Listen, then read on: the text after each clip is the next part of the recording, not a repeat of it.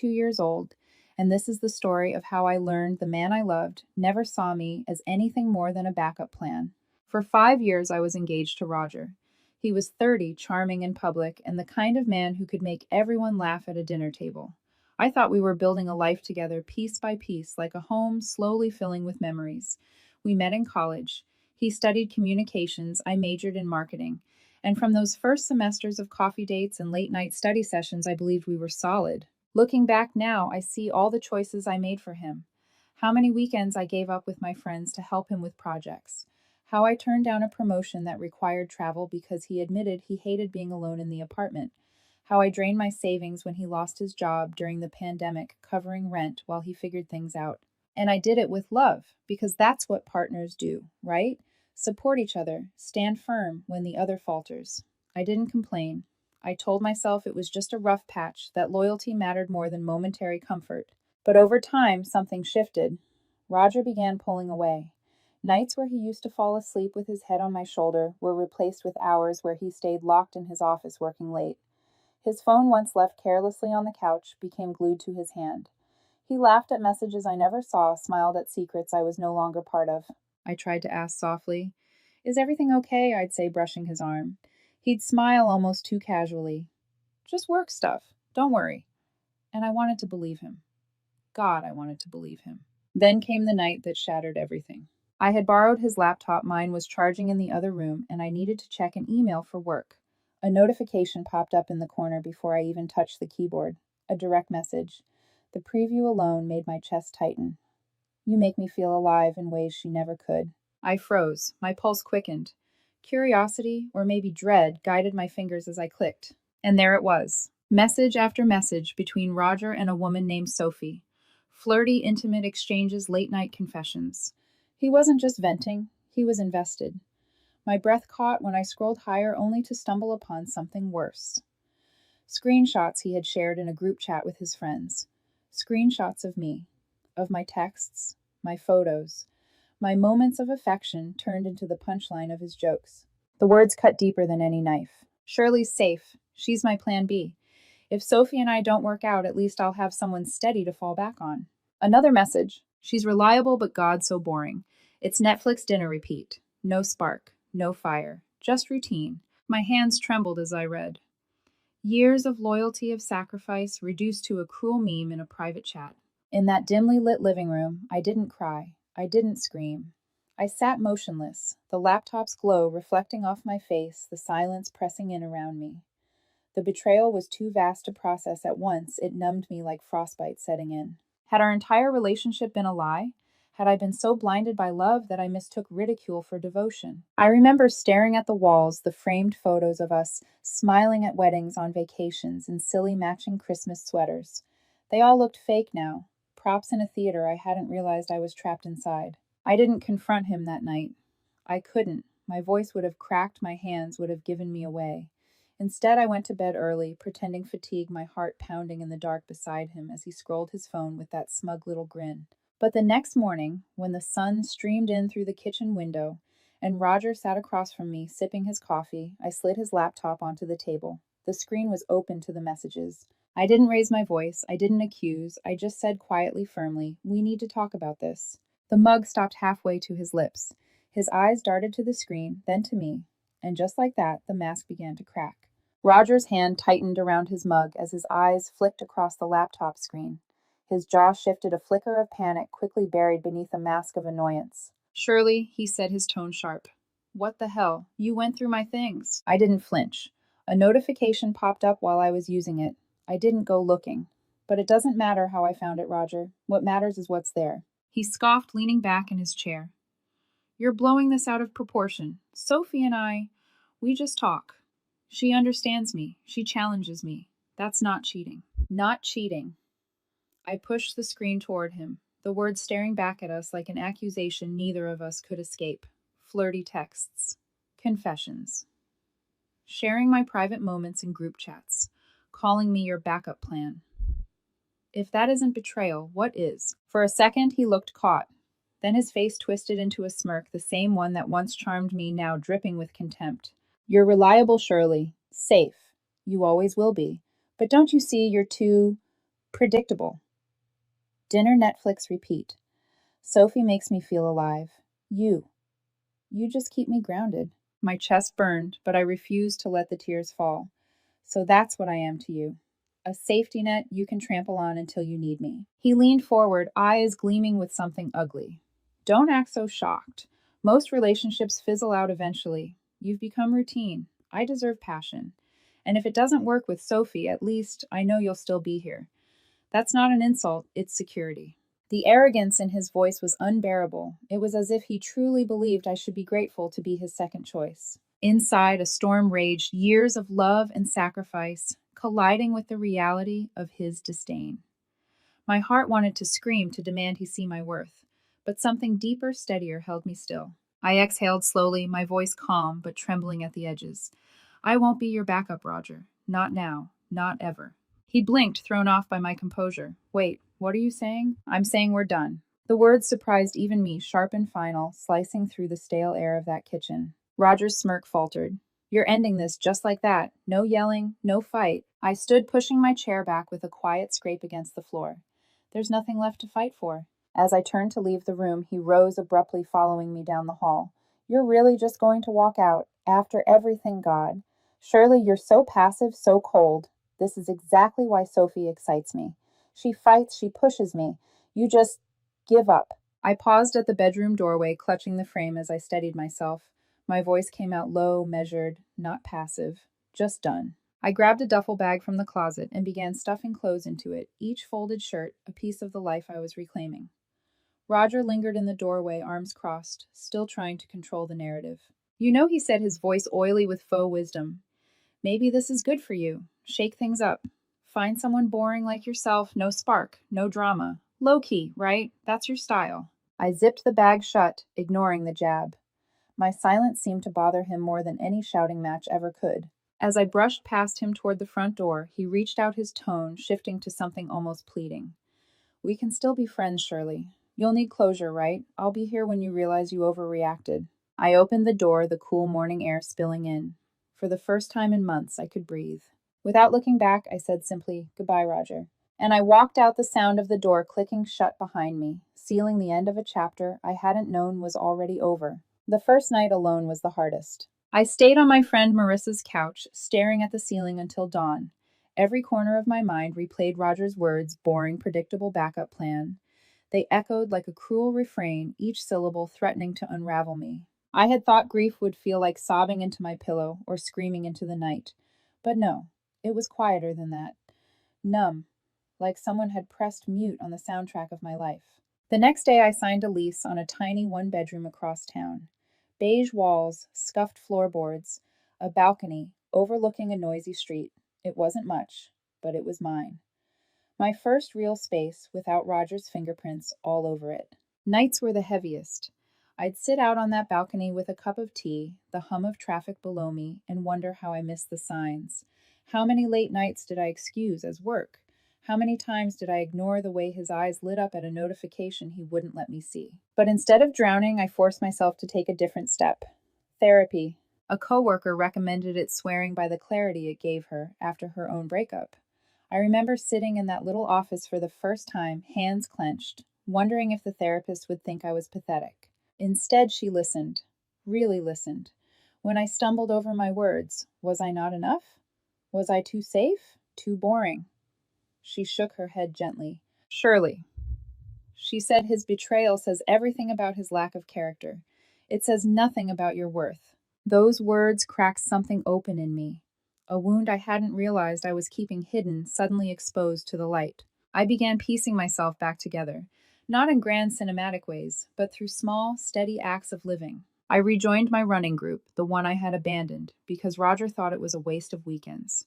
I started saying yes to after-work drinks, letting laughter with colleagues replace the silence of empty rooms. I dusted off the sketchbook I hadn't opened in years, filling pages with messy doodles that felt more like therapy than art. Work became my anchor. With the extra hours I poured in, my boss noticed. 3 months later, I earned a promotion, project lead, with a raise that made me smile for the first time in weeks. I even started freelancing on the side, something I'd always wanted, but Roger once dismissed as unrealistic. But healing isn't linear. Some nights I'd still curl up on my couch, tears soaking into the throw blanket, remembering the way he used to hold me during storms. The Christmas he gave me a bracelet engraved with always. The engagement party where he whispered that he couldn't wait to marry me. Were those moments lies too, or did he mean them right up until he didn't? I wrestled with those questions alone, and slowly the questions began to matter less. What mattered was me. The therapy sessions grew lighter. The balcony nights grew shorter. My laughter came back hesitant at first, then fuller, easier. By the 5th month, I noticed something shocking. I could go a whole week without thinking of him, without replaying the betrayal, without feeling that hollow ache. It was progress. One evening, I ran into a mutual friend at the grocery store. We exchanged polite smiles, chatted briefly, and I caught the hesitation in her eyes when Roger's name came up. She didn't say much, just a cryptic, "You're better off, trust me." I walked away with my cart full of groceries and an uneasy feeling. Something was unraveling in his world. I didn't know the details yet, but deep down I sensed it. The man who once called me his safety net was beginning to fall. It had been about 6 months since I walked away. By then, my little apartment no longer felt foreign. It felt like home. My plants thrived on the windowsill. My fridge held only food I liked, and my evenings were filled with a rhythm I built for myself. That's when the news of Roger finally reached me. I wasn't searching for it. I had muted him, blocked his number, and unfollowed everyone who kept orbiting around his life. But word has a way of slipping through cracks, especially when the fall is loud. A friend from our old circle, someone who had stayed neutral through the breakup, texted me out of the blue. "Shirley, you might want to know. Roger's mess just exploded." My stomach tightened, half with curiosity, half with dread. Against my better judgment, I called her. Her voice was hushed, almost gleeful. "Sophie, the girl he left you for. She went nuclear. Big fight at some agency event. Apparently she caught him flirting with someone else. And instead of just dumping him, she leaked everything. Screenshots, chats, even the ones where he mocked you." I sat on my couch in stunned silence as she continued. She tagged clients, colleagues, everyone. "It's everywhere, Shirley. He's finished." I didn't know what to feel. Relief, anger, satisfaction. All I felt was a Shawkins-gay stillness, like watching a storm batter a house you no longer lived in. Later that night, another mutual friend confirmed it.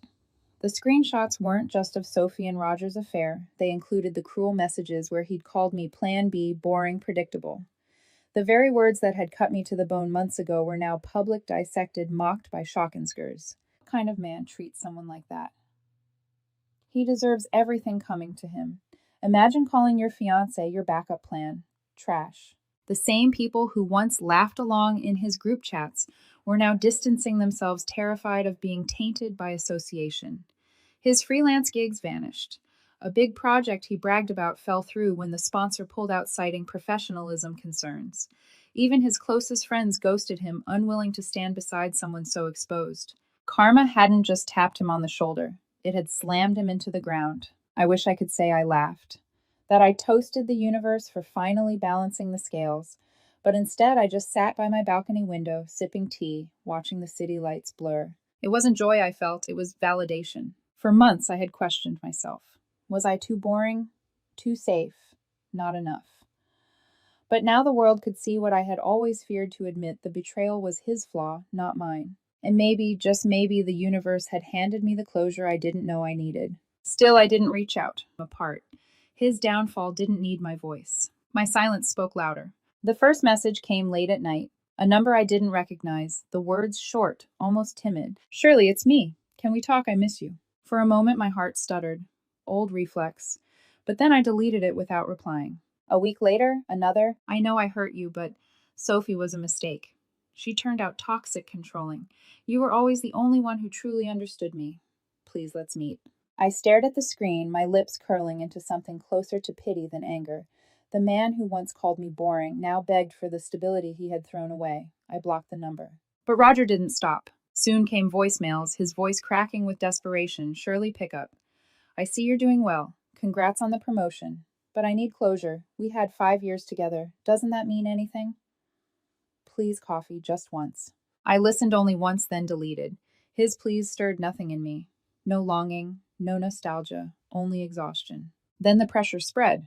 His best friend Kara texted, "Mia's going through hell. Be the bigger person.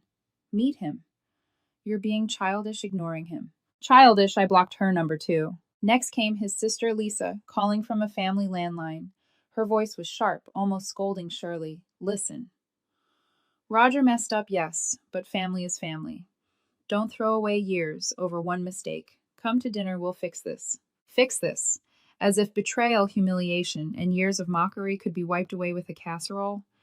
I hung up mid-sentence. The final straw was his mother's voicemail. You're breaking his heart all over again. What kind of woman ghosts like this? Shame on you, Shirley. Her tone dripped with entitlement, the same entitlement Roger carried. The assumption that my loyalty was automatic, owed unconditional. I sat on my balcony after hearing that the night air cool against my skin. I realized something important. Then it wasn't just Roger, it was all of them. His circle, his family, the people who enabled him. They had all expected me to endure, to forgive, to stay. And for years I had, but not anymore. For the first time in a long time, I felt the weight lift from my chest. Their voices were just noise now, a distant echo. I wasn't his backup plan, I wasn't his safety net, I was done. It was almost a year to the day since I'd walked out of Roger's apartment. By then, life felt entirely mine again. Work was steady. My freelance projects kept me busy, and my evenings weren't haunted by loneliness anymore. Somewhere along the way, I had met Daniel. He wasn't flashy or dramatic. He was thoughtful, genuine, the kind of man who listened without judgment, who laughed with his whole chest, who saw me not as an accessory to his life, but as a partner in building one together. When he asked if I wanted to be his +1 to our friend Dave's birthday party, I said yes, without hesitation. The venue was a cozy, downtown loft. String lights draped across exposed brick walls, music humming softly as people mingled with glasses in hand. I hadn't seen many from that old circle in months. A part of me wondered if whispers about Roger's downfall would follow me, but with Daniel's hand warm in mine, I felt untouchable. Until I saw him. Roger!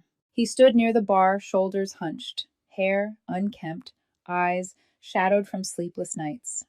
The man who once prided himself on being the center of attention now looked like a ghost, clinging to relevance. Our eyes met.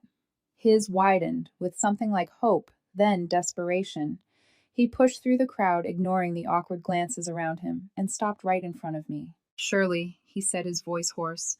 Please, just 5 minutes. We need to talk. Daniel shifted beside me, protective but calm. He squeezed my hand gently, silently, telling me he trusted me to handle it. The room quieted, conversations softening into a hum of curiosity. People knew our history. Everyone seemed to hold their breath. I turned to Roger, my expression steady. This isn't the time, Roger. Please. His face crumpled. I know I messed up. Sophie, she destroyed me. She leaked everything, twisted it all. But you, Shirley, you were real. You were always real. I'm sorry. Please give me another chance. A bitter laugh escaped me, not cruel, just disbelieving. Another chance you called me your backup plan. You mocked me to your friends. And now that your world's on fire, I'm supposed to forget all that. He flinched, his voice cracking. We were engaged. Doesn't that mean anything to you? I held his gaze, my voice firm, carrying across the quiet room. It meant everything once. But now it means nothing. Because I finally understand I was never your backup plan. I was always too good to be your plan at all. Gasps rippled through the crowd. Someone muttered, Damn. Roger's face flushed crimson. He opened his mouth, but no words came. The silence around him was suffocating. I turned back to Daniel, looping my arm through his, and together we walked toward the laughter of friends waiting by the balcony. I didn't look back. Behind me, I could feel Roger's presence shrinking, collapsing in on itself. Once he was the man I thought I'd marry. Now he was just a painful lesson, a reminder of what I would never again settle for. As the night went on, I laughed freely, my hand intertwined with Daniel's, the weight of the past finally gone. And for the first time in years, I felt something simple,